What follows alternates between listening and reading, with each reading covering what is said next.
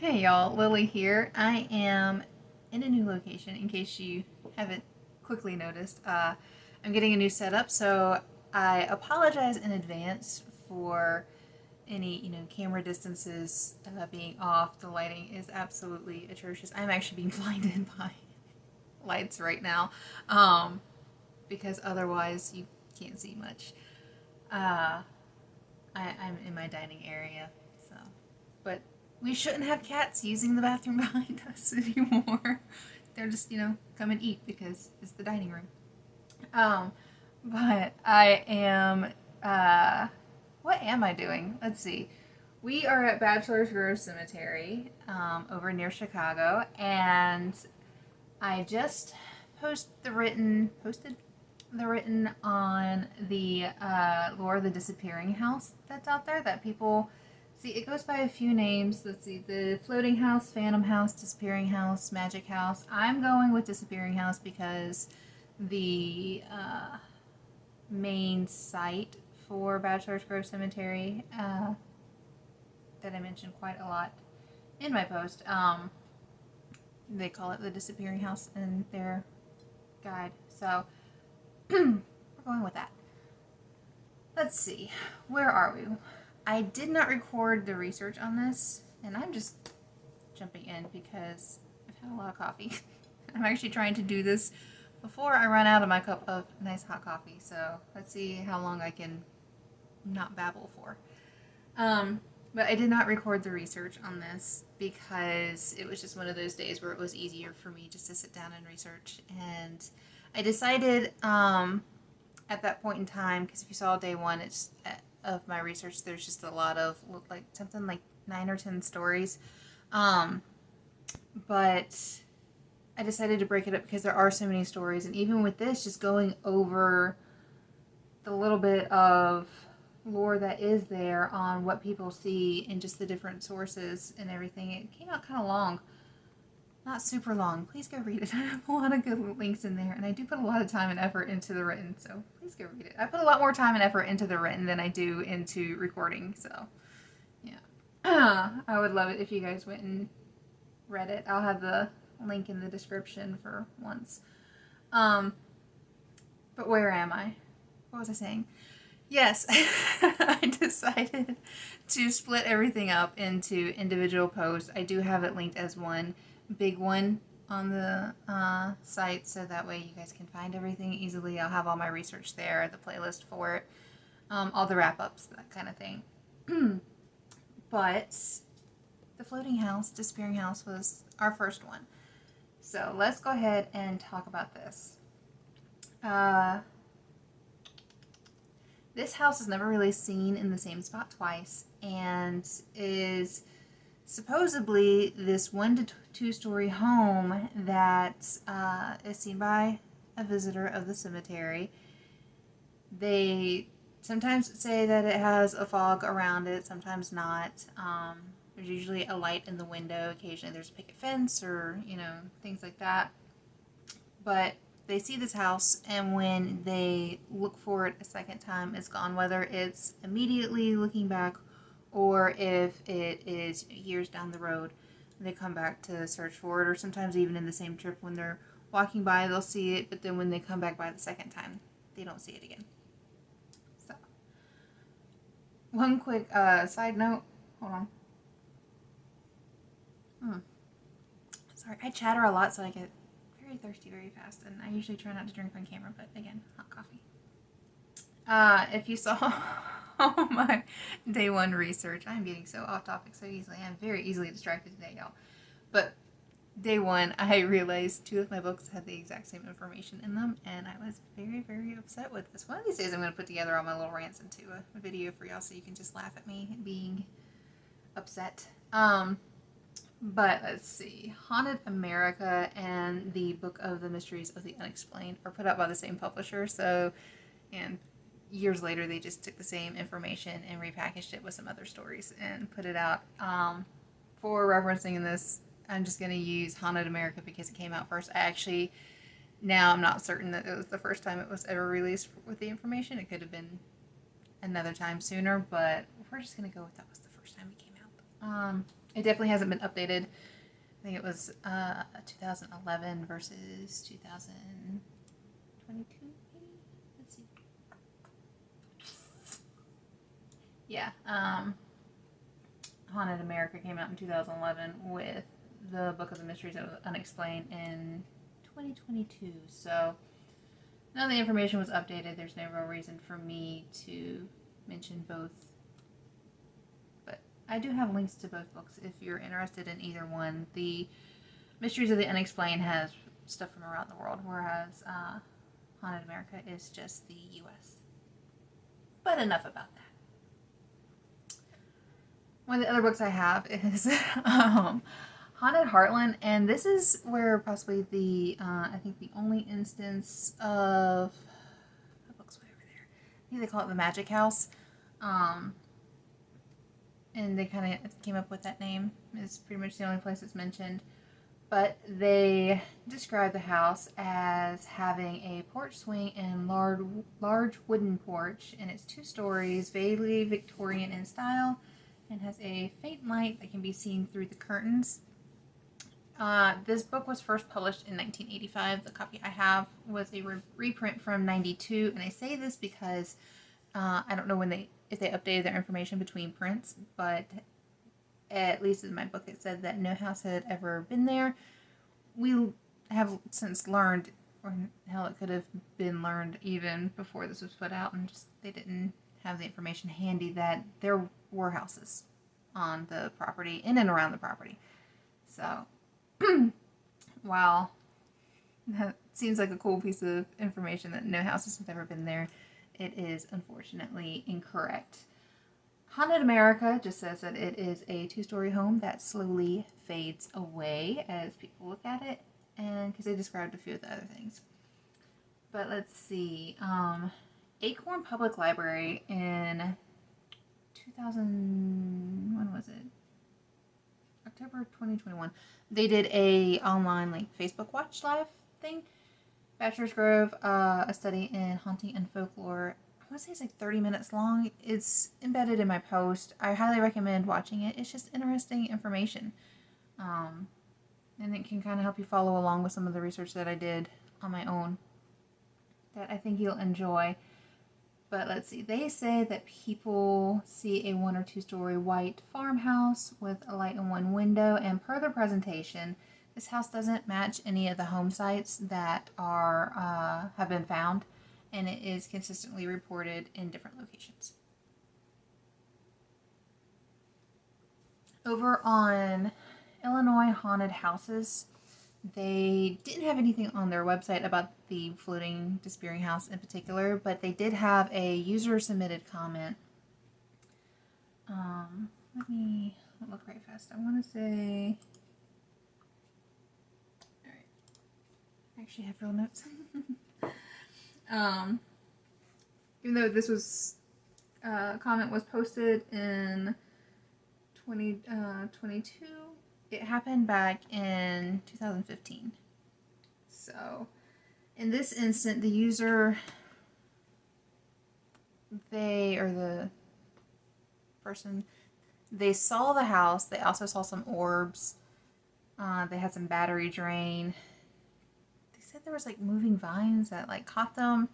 I find this kind of interesting. I try not to comment too much on it because it was like the earth shook and the vines moved. If you're running because you think you see something and you trip, you could get caught up by some vines and just think that they were moving to get you. But it had like a fun Evil Dead vibe to it when reading it.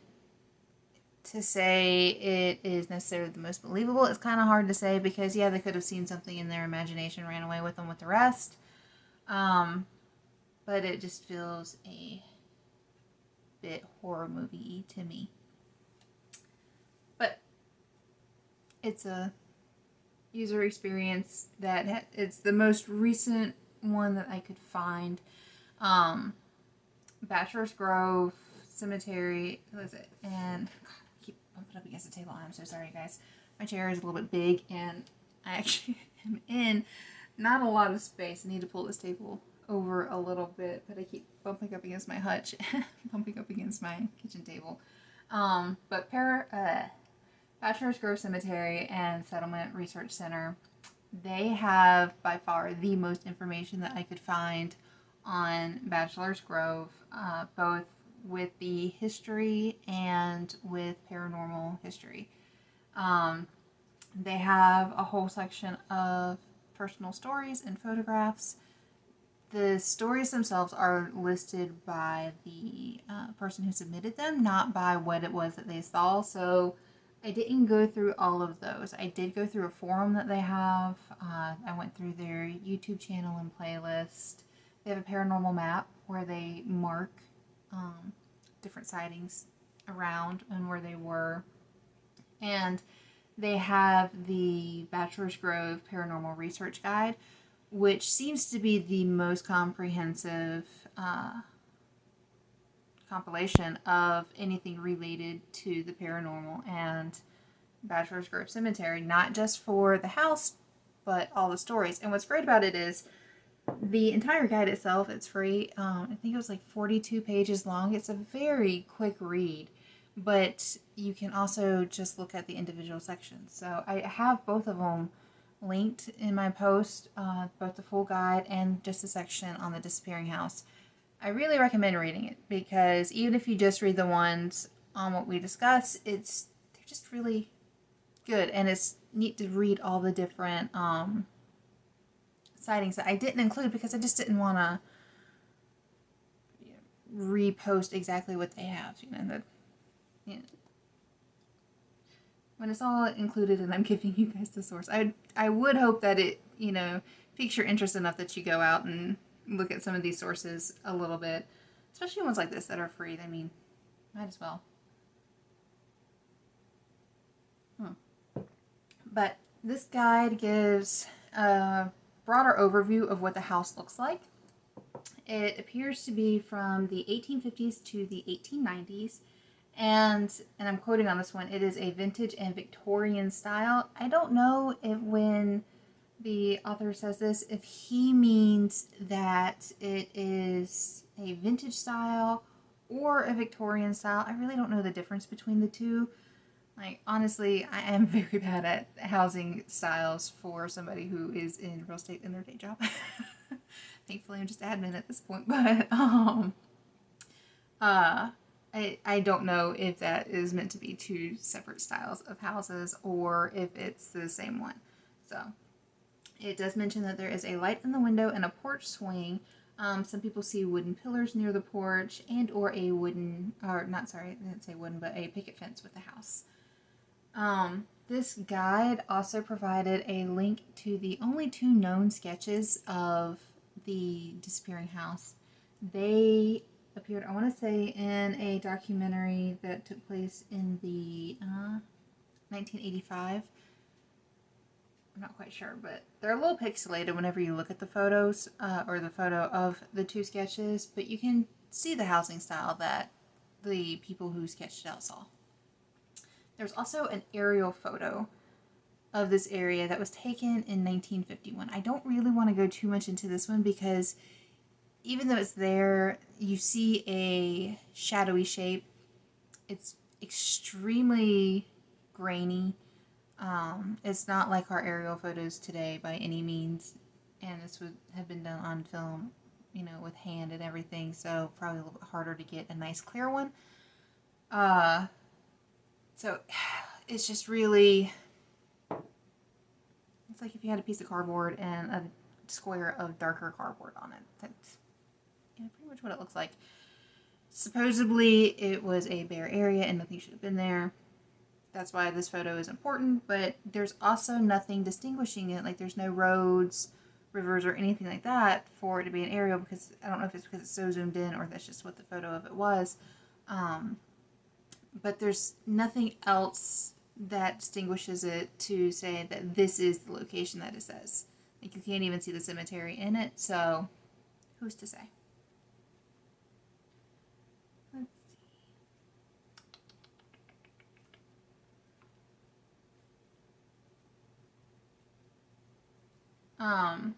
The Settlement Research Center has a forum, like I said, that people can submit their stories to, and this one actually did contain probably my favorite personal experience. This took place in 2001, I believe. This gentleman's name is Arvo, and his story is on the personal stories of the cemetery's site as well as the forum. But he actually has a few different stories from being out there at different points in time. And in this case, what I like about his is he said that the house that he saw was brown. It had a covered porch and candles in the window. He reported that when he walked closer towards the house, the distance between him and it stayed the same. And while the distance thing is fairly common, what I found interesting was that he saw a brown house. And why I find this interesting is because it feels very real to me in the sense that depending on what time of day, which I think he said it was at night, or he might not even said, but he had said that he had been there at night a lot. But depending on time of day, the angle of the house, and everything, it very much could have been the same property. You know, just because of how light hits and everything.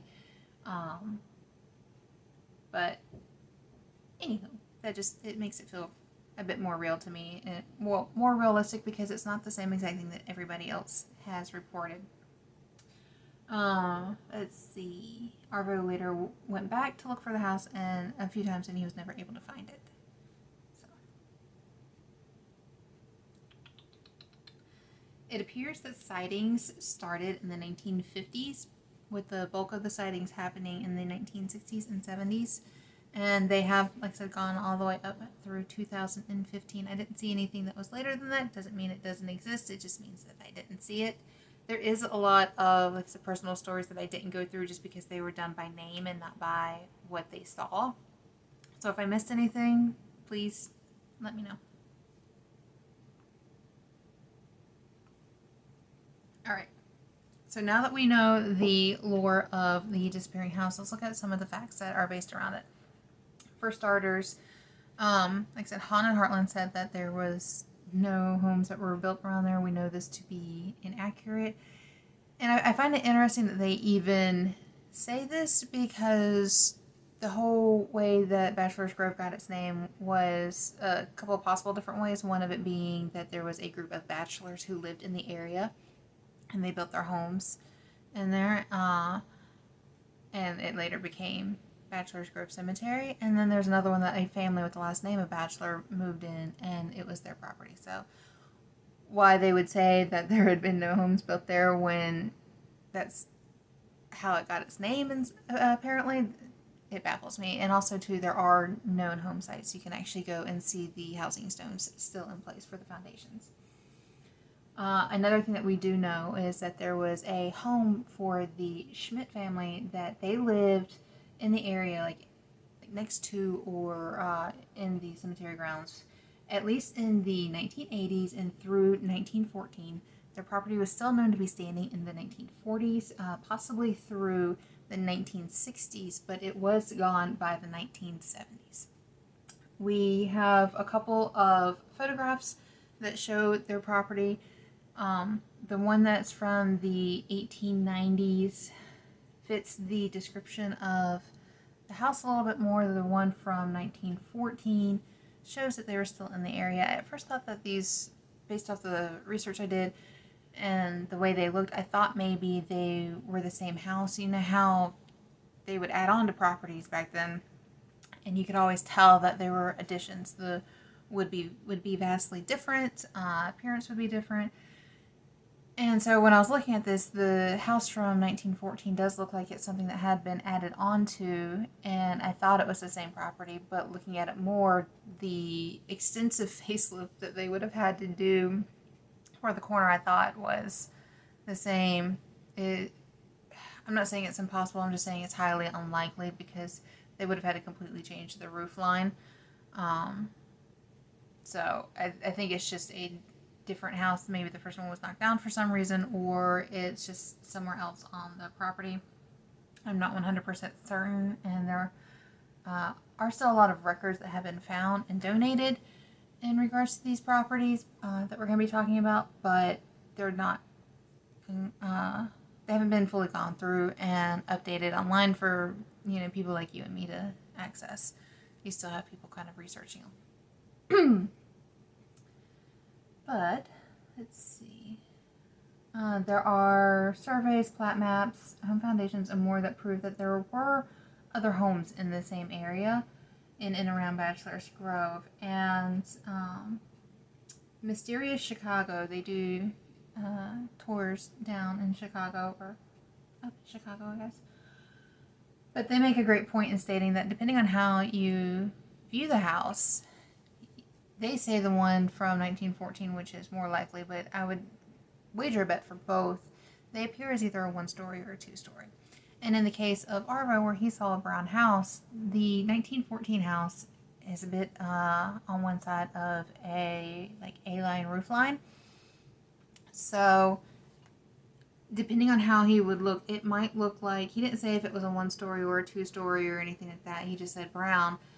If you saw mostly roof and then I have an animal misbehaving because I'm talking. I can hear it in the distance. But if they saw mostly roof and a screen porch, it could be shadowed and look more brown than white. And I will be right back.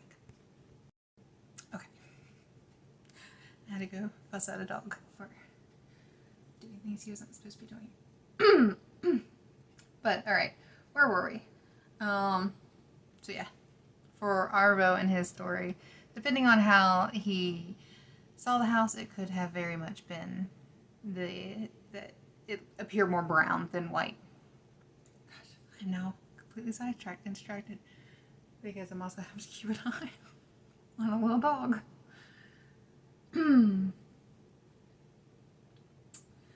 Let's see. We also have another actually documented home that we can prove was there at one point in time, and we can prove that this house was here because there is a recorded plat survey from 1928 that shows there was a one-story frame structure on the property next to the cemetery, and this was owned by Kreis Boehm, I think is how his last name is pronounced. And it's in the area where people actually saw the disappearing house in the 1970s. I don't know how long the house was there for. It was, like I said, it was there in 1928. I don't know when it was torn down.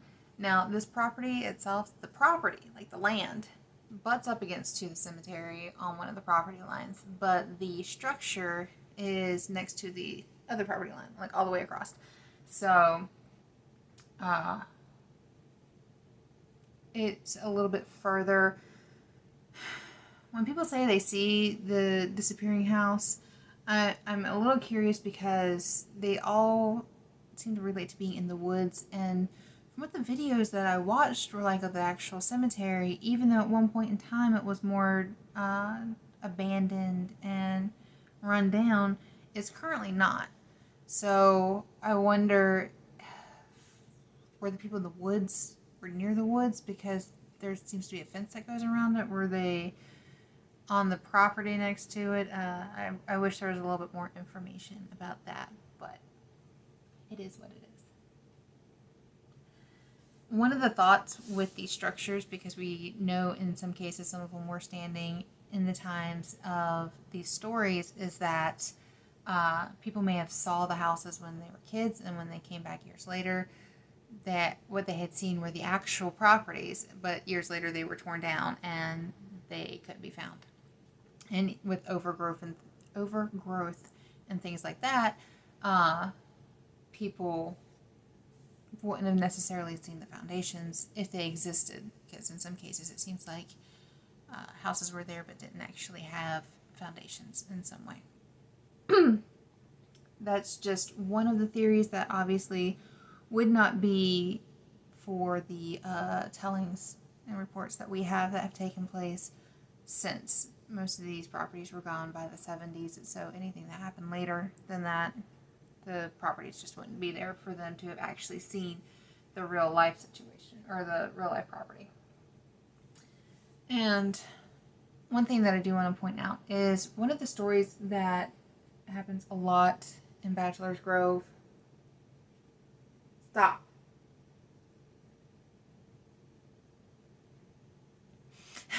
One of the stories that happens a lot in Bachelor's Grove is orbs and lights. There is a pond that is in and around the property, and there is a creek that runs near the property. So for people who have seen things like a fog or a mist or lights, these all can be associated with both the pond and the creek. Fog is going to happen, mist is going to happen with humidity and temperature changes.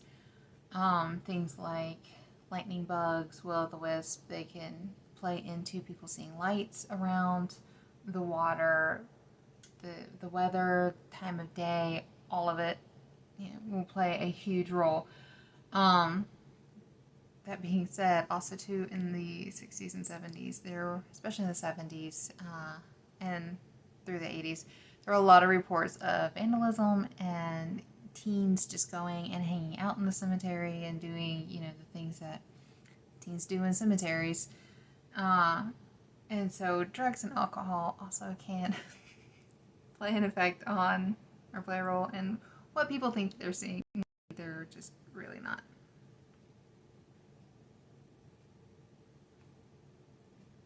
Another thing too, when I was on the Bachelor's Grove Cemetery Settlement and Research Center, was it?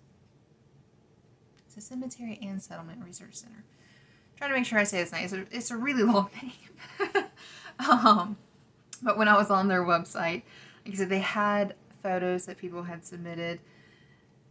One, you can tell a lot of the photos are just people with lighters and long exposure times. We've all done it with, you take a lighter and you can write your name, kind of thing.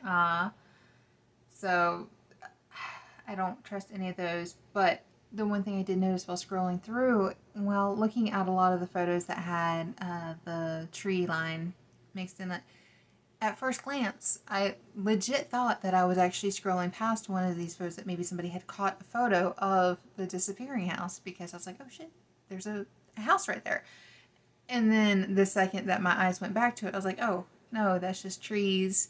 In some cases, the water. So I could see how if you glanced at something, you could think that you saw a house, and even there be a light in a window or any number of things, and then you look away and then you glance back and you're just like, oh, well, there's just a tree line there. Where did this house go? So that's always a possibility. We've all seen things in the woods like that we think we see a structure or a figure, and it's just a tree being a tree. So that all put together, where are we? Is this real? Is this fake? I can't say one way or the other. There's definitely some things that make me go, and some things that make me go, no.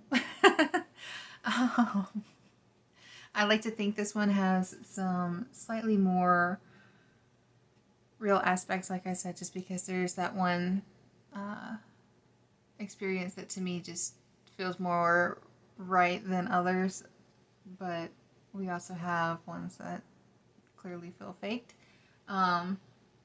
It would be nice if somebody had caught a photo of the ghost house, but the ghost house, disappearing house. I kind of want to call it a ghost house because, isn't that technically what it is? But that's interesting enough, not one of the names that I found for it. I'm getting lost again. But I would love to think that this is real.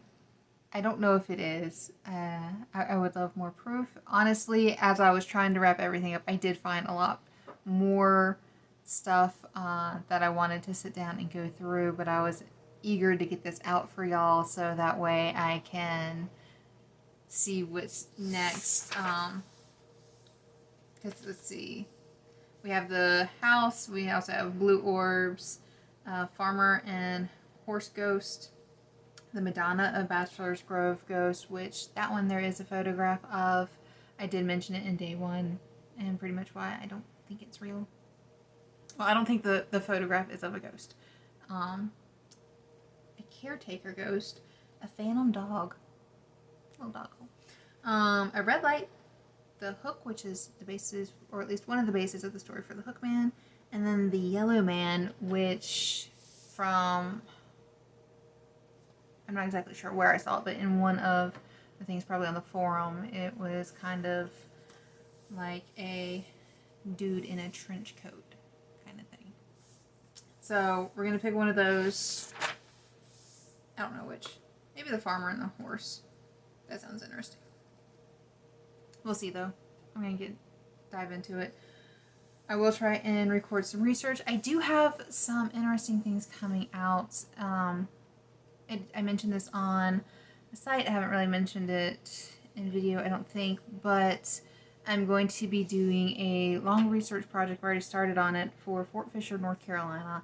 There are a handful of ghosts that supposedly haunt it, and I am going to do some super deep dives and go out there and try and see, because these ghosts apparently even appear in the daytime, so I can go out during the day while I'm by myself and see if I can capture anything, because I'm not going out at night because I am definitely too chicken shit to do that, and I'm just not gonna.